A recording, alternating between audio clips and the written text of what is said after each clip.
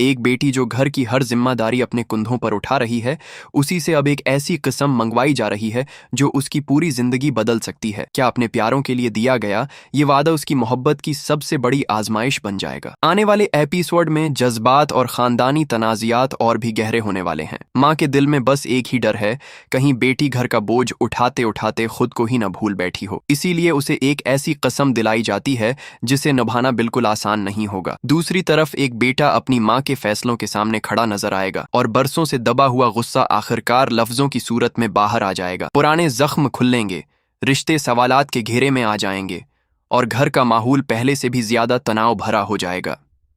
इसी दौरान एक नई मुलाकात भी होने वाली है, जहां एक मासूम सी बात किसी के दिल को छू जाएगी। लेकिन क्या यह मुलाकात सिर्फ एक इत्तेफाक है या कहानी में किसी नए मोड़ की शुरुआत?